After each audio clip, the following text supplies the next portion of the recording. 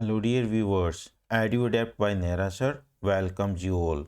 Today we are going to study about the most important contemporary writers of Geoffrey Chaucer's age.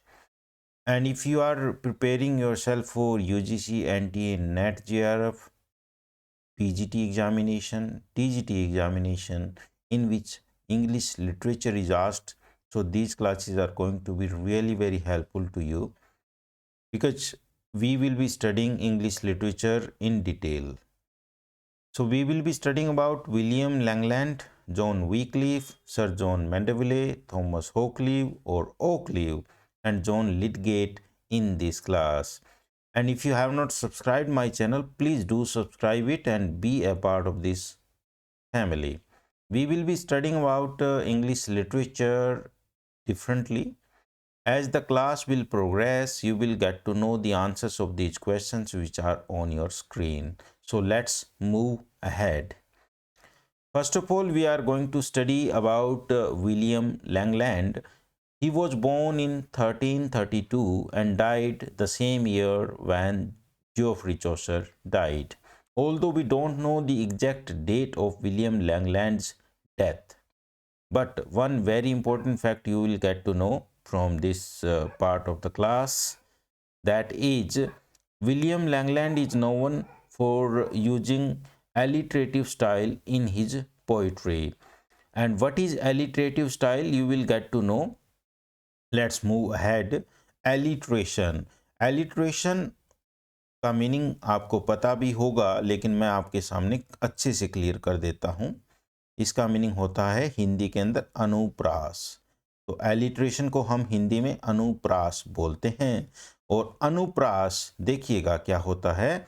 Alliteration is a literary device that involves the repetition of sounds, specifically consonant sounds at the beginning of words that are in close proximity to each other. So we will be considering only consonant sound at the beginning of letters or words, you can say. So I have taken an example from William Shakespeare's Romeo and Juliet. So look at from F, this is a consonant, and fourth F, and fatal F, and forge F. So this is a consonant and it is repeated again and again, so this is alliteration. And this type of style was adopted by William Langland in writing his poetry. So let's study further. William Langland birth to have been born in Worcestershire. मैं आपको बता देना चाहता हूँ, there is a huge uncertainty about the birth place of this writer. हमें नहीं पता, but अलग अलग सोर्सेज में जो मैक्सिमम सोर्सेज से पता लगता है कि इनका जो बर्थ है वो वोकेस्टरशायर में हुआ था. तो वो वर्ड मैंने, या कह लीजिए एक प्लेस का नाम आपके लिए चूज कर लिया है. तो इनका बर्थ वोकेस्टरशायर में हुआ था. और जिस तरीके से इनका बर्थ प्लेस अनसर्टन है, उसी तरीके से इनकी डेट ऑफ डेथ भी अनसर्टन है, या कह सकते हैं अननोन है, हमें नहीं पता. Although we know the year, that is 1400. इन्होंने केवल एक फेमस वर्क लिखा, और ये फेमस वर्क है the vision of Piers the Ploughman. तो let's discuss in detail about Piers the Ploughman. Piers Ploughman, Visio Willelmi de Petro Ploughman, William's vision of Piers Ploughman. Middle English में लिखा गया था, यानी कि visions of the Piers Ploughman Middle English में लिखा गया था. एक एलेगोरिकल नरेटिव पोएम है, यानी प्रतीकात्मक वर्णात्मक कविता है, जिसको विलियम लैंगलैंड ने लिखा था.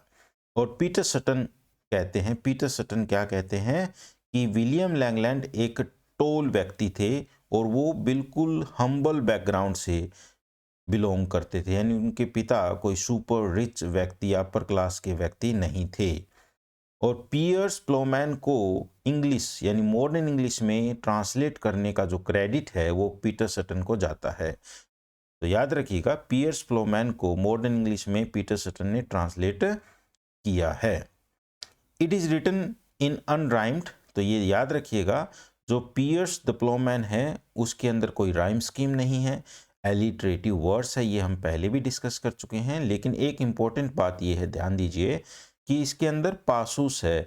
पासूस एक लैटिन वर्ड है जो स्टेप्स या स्टेजेस को रिप्रेजेंट करता है, यानी कि इस पोएम के अंदर जो सेक्शंस हैं उनको पासूस बोला गया है। और पासूस लैटिन लैंग्वेज से लिया गया एक वर्ड है जिसका मीनिंग स्टेजेस या फिर सेक्शंस होता है। So let's study Piers Plowman in detail further.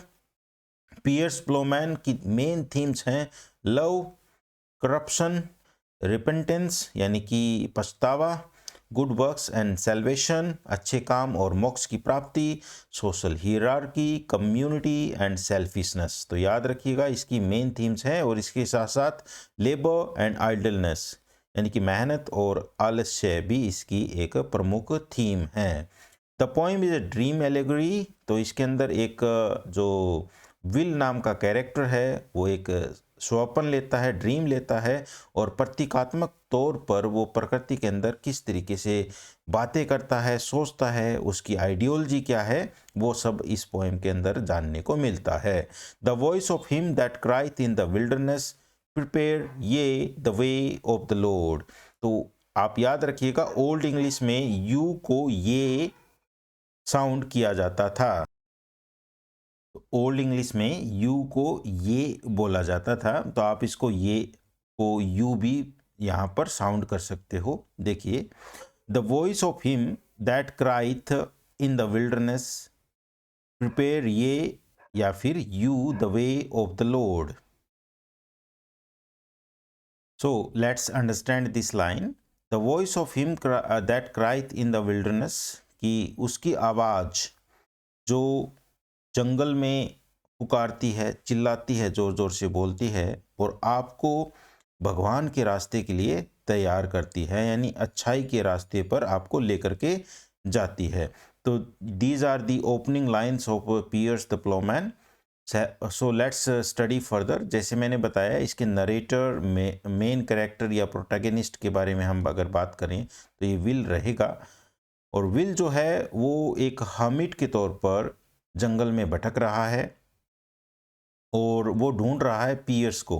Piers एक इल्यूजिव फार्म हैंड है, यानी कि भ्रामक एक किसान है जिसको वो ढूंढ रहा है ताकि वो सीख सके कि किस तरीके से एक धार्मिक क्रिश्चियन जो लाइफ है वो जी सकता है। और इस भ्रष्ट संसार में वो सच की खोज में ढूंढ रहा है।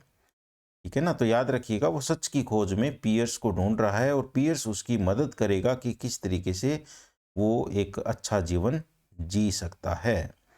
पियर्स द प्लोमैन के अंदर विल जो है वो बाय ट्रेड प्लोमैन है, या एक कह सकते हो फार्मर है, किसान है, जो कि मेलबर्न की पहाड़ियों में एक मॉर्निंग सो जाता है, यानी एक सुबह सो जाता है।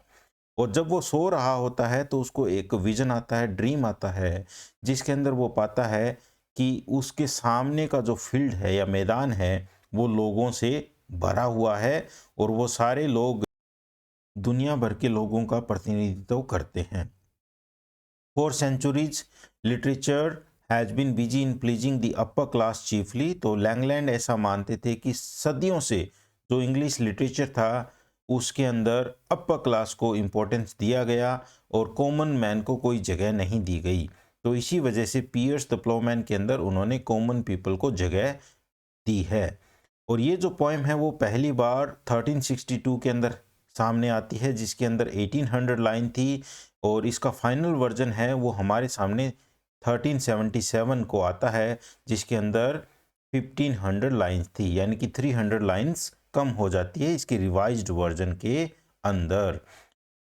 The poem is in two distinct part. ये जो पोइम है वो दो अलग अलग पार्ट में है। तो याद रखिएगा जो इसका फर्स्ट पार्ट है उसको पियर्स या विजियो बोला जाता है, और इसका सेकंड जो पार्ट है उसको विजन या विटा बोला जाता है। तो इसके टू पार्ट्स के नेम आपको पता होने चाहिए। फर्स्ट पार्ट है पियर्स विजियो, सेकंड पार्ट रहेगा visions Vita. The search of Dowel, Dobet और डो बेस्ट। देखिएगा डोवेल का मीनिंग हो गया डू वेल, और डू बैट का मीनिंग हो गया डू बेटो, और डू बेस्ट का मीनिंग हो गया do best as allegorical character. तो ये प्रतीकात्मक पात्र हैं डू बेटो Okay, do well, do better, or do best. In the first vision, that of field full of folk, यानी कि पहला जो विजन आता है या ड्रीम आता है जिसमें बहुत सारे लोग एक खेत में जमा है, that poise lies down on Malvern Hills on a morning and vision comes to him in sleep. तो ये देखिए वो नींद में ये सब देखता है. In the next vision are of those, जो नेक्स्ट विजन है वो उन सेवन डेडली सिंस का है जो एलिगोरिकली फिगर्ड है. Seems like shadows in comparison, और तुलना में वो एक छाया की तरह प्रतीत होते हैं. इन 7 डेडली सिंस के बारे में हम अभी पढ़ेंगे. These all came to Pierce asking the way to truth, और ये पियर्स के पास सच्चाई का रास्ता ढूंढते हुए आते हैं. But Piers in plowing his half acre land, लेकिन पियर्स जो है वो अपनी आधा एकड़ ज़मीन पर हल चला रहा होता है. वो मना कर देता है कि अपना काम नहीं छोड़ेगा और उनको रास्ता नहीं दिखाएगा. तो यहाँ से पता लग रहा है कि जो कॉमन मैन था उसके पास ज़्यादा खेतीबाड़ी के लिए ज़मीन नहीं हुआ करती थी. ज़्यादातर ज़मीनों पर अपर क्लास का कब्जा हुआ करता था. और जो 7 डेडली सिंस के बारे में हम बात कर रहे थे वो रहेंगे प्राइड, लग्जरी, एनवी ईर्ष्या रहेगा, रात गुस्सा रहेगा, एवरिस लालच रहेगा, एक्सट्रीम ग्रीड रहेगा, और ग्लूटनी का मीनिंग होगा जो पेटू होता है, बहुत ज़्यादा खाना खाता है. स्लोथ का मीनिंग होगा जो व्यक्ति आलसी होता है. तो याद रखिएगा, एनवी ईर्ष्या, रात गुस्सा, एवरिस और जो लालची व्यक्ति होगा, ग्लूटनी जो बहुत ज़्यादा खाता है या फिर भुक्खड़ बोल सकते हो, स्लोथ जो होगा वो ढीला ढाला व्यक्ति होगा. He sets them all to honest toil as the best possible remedy for their vices and preaches the gospel of work as a preparation for salvation. तो जो पियर्स है वो उनको सभी को ईमानदारी भरे काम पर लगा देता है, और क्योंकि सभी वाइसिस के लिए या बुराइयों के लिए सबसे अच्छा उपचार यही है, और वो गॉस्पेल ऑफ वर्क को उपदेश देता है कि वो उनको मोक्ष के लिए तैयार करे. Throughout the poem Piers resemble to John the Baptist. तो याद रखिएगा, जो पियर्स है वो जॉन द बैप्टिस्ट के समान दिखाई पड़ता है, और जॉन द बैप्टिस्ट एक प्रीचर था, उपदेशक था जो कि जॉर्डन से था, और वो जंगल के अंदर भीड़ को उपदेश दे रहा है. कौन दे रहा है? पियर्स दे रहा है. और पहले उपदेश देने वाले या प्रीचर के तौर पर जॉन द बैप्टिस्ट का नाम इसमें शामिल है. The poet grows dramatic the poem grows dramatic in its intensity, rising to its highest power in Pierce's triumph over death. And then the poet wakes from his vision with the second sound of Easter bells ringing in his ears. तो ये जो poem है वो dramatic intensity में आगे बढ़ती जाती है नाटकीय रूप से, और बहुत ऊंचाई को छू लेती है, जिसमें पियर्स जो है वो मृत्यु के ऊपर विजय प्राप्त कर लेता है. और उसी समय जो पोएट है अपनी नींद से जाग जाता है, अपने सपने से बाहर आता है, क्योंकि उसके कानों में ईस्टर की जो बेल्स हैं वो गूंज रही है. Let's move ahead. Finally Piers appears as Jesus, और जीसस के तौर पर जो पियर्स है वो अंततः उसके सामने दिखाई पड़ता है. Piers the Ploughman is the part of alliterative revival of the 15th century. तो ये एलिटरेटिव रिवाइवल है, यानी कि अनुप्रास अलंकार का जो ज़्यादातर प्रयोग है वो 15th सेंचुरी के अंदर हमें देखने को मिलता है. इसके स्ट्रेंजार्स को पासूस बोला जाता है. टोटल पासूस इसमें 15 रहेंगे, और एक फेमस लाइन पासूस या स्टेंजा या पार्ट या सेक्शन स्टेज से कह लो 5 से हमने ली है. In whose hands are iniquities, whose right hand is full of gifts. Iniquities का रहेगा इमोरलिटीज, यानी कि जिसके हाथों में अनैतिकताएं हैं और उसके राइट हैंड में गिफ्ट्स हैं, यानी कि ये करप्शन को शो कर रहा है, यानी दोनों हाथों से अनैतिक कार्य किए जा रहे हैं, और दंड से, पनिशमेंट से बचने के लिए अधिकारियों को घूस दी जा रही है, ब्राइबरी दी जा रही है. तो ये करप्शन को लाइन शो कर रही है. Let's move head and talk about and study about John Wycliffe. John Wycliffe को the morning star of reformation बोला जाता है. ठीक है ना, याद रखिएगा the morning star of reformation John Wycliffe को कहा जाता है, और मॉर्निंग स्टार ऑफ रेनेसांस जो है वो जोफ्री चौसर को बोला जाता है। John Wycliffe was an English scholastic philosopher, theologian, biblical translator, reformer, priest and seminary college of priests. Seminary क्या होता है? कॉलेज ऑफ प्रीस्ट होता है। Professor at the university of Oxford.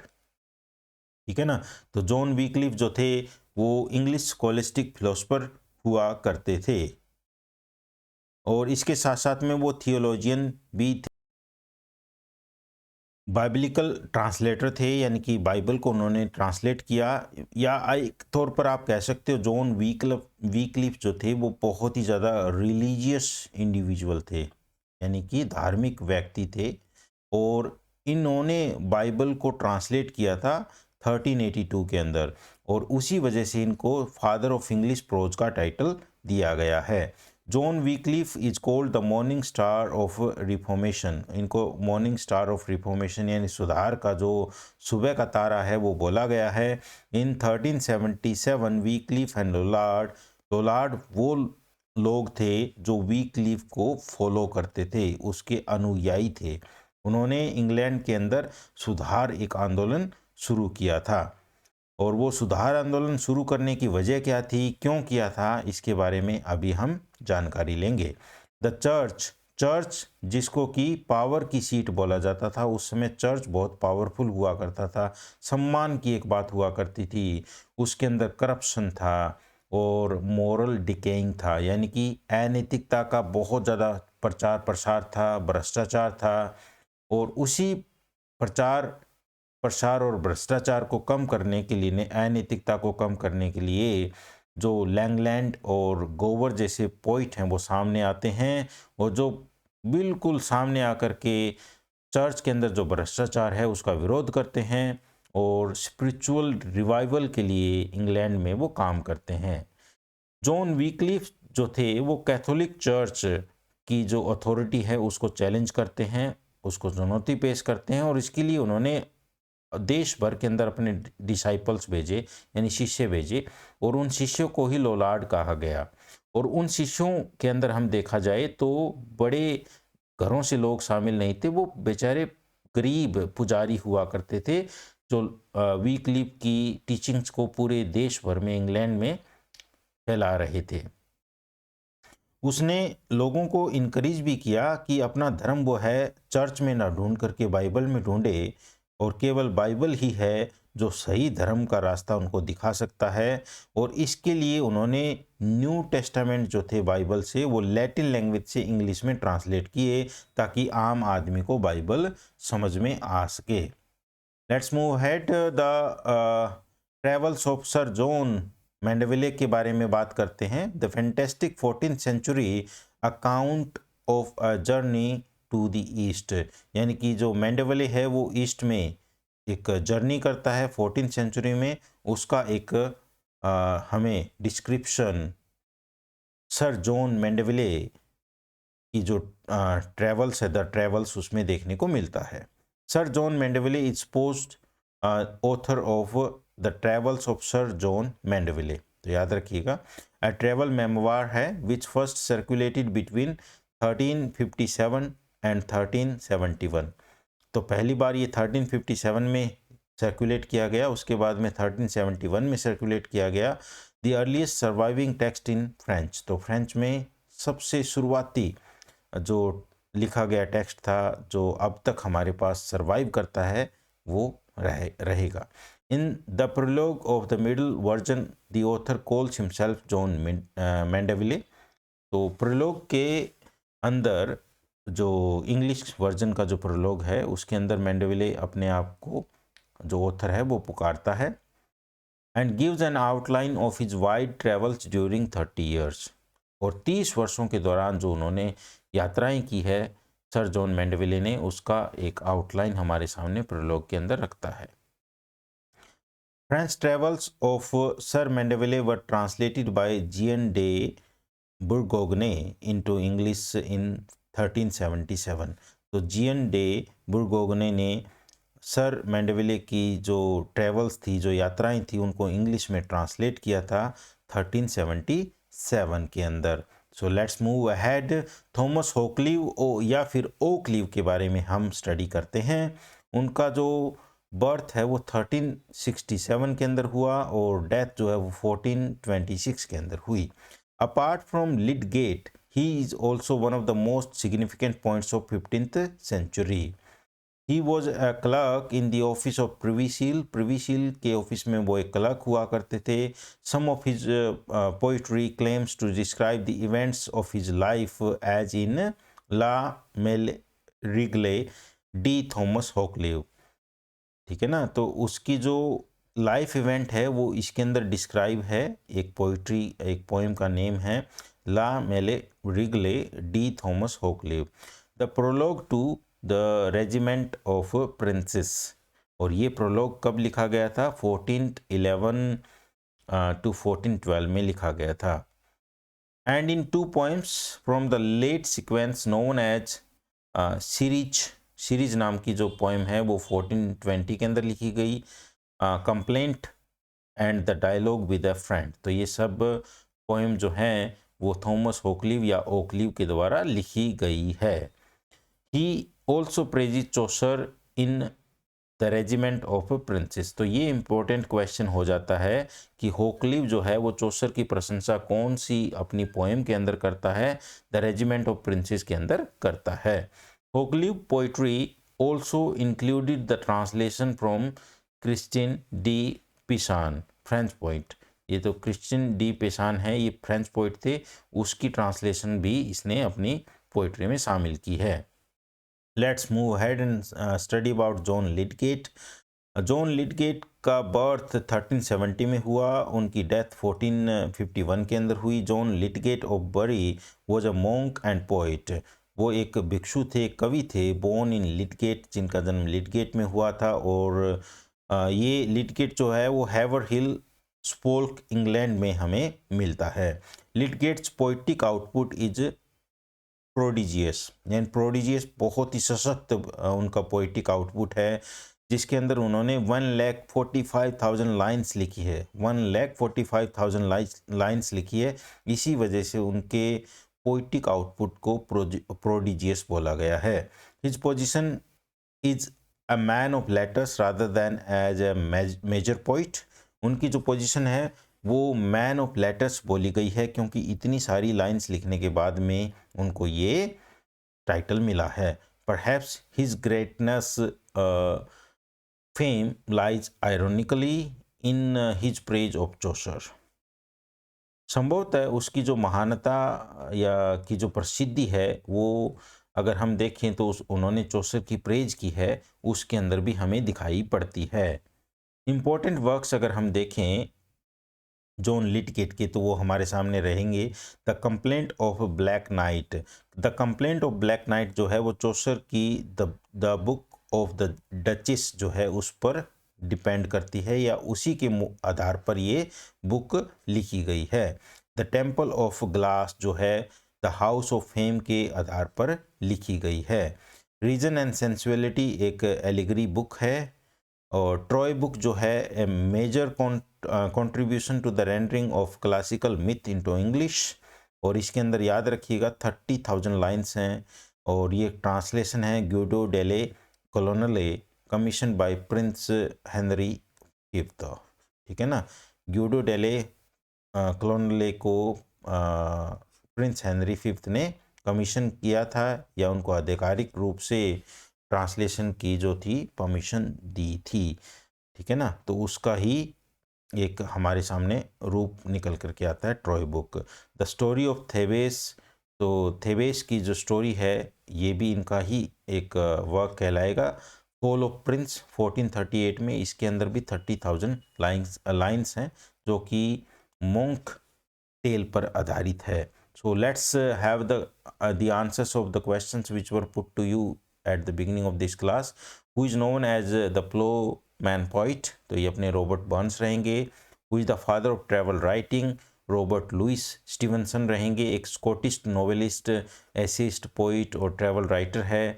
और इनका जो बेस्ट नोन वर्क है वो ट्रेजर आइलैंड है, strange case of doctor Jekyll, mister Hyde, kidnapped, a child's garden of verses, तो ये इनके मेन वर्क रहेंगे। Who is the first travel writer, तो अपना पोसेनियस रहेगा। What is the genre of Piers Ploughman, तो allegory रहेगा। जॉनर किस जॉनर में लिखा गया है, एलेगरी रहेगा। Who is known as the poet's poet, Edmund Spenser रहेगा। Who is called the man of letters, John Lydgate रहेगा। Who is the famous travel writer, Paul Theroux रहेगा। ये एक अमेरिकन ट्रैवल राइटर और एक नोवेलिस्ट हैं, Paul थिरॉक्स, जो कि ट्रैवल राइटर कहे जाते हैं। So that's it for the day. Thank you very much everyone for staying with me.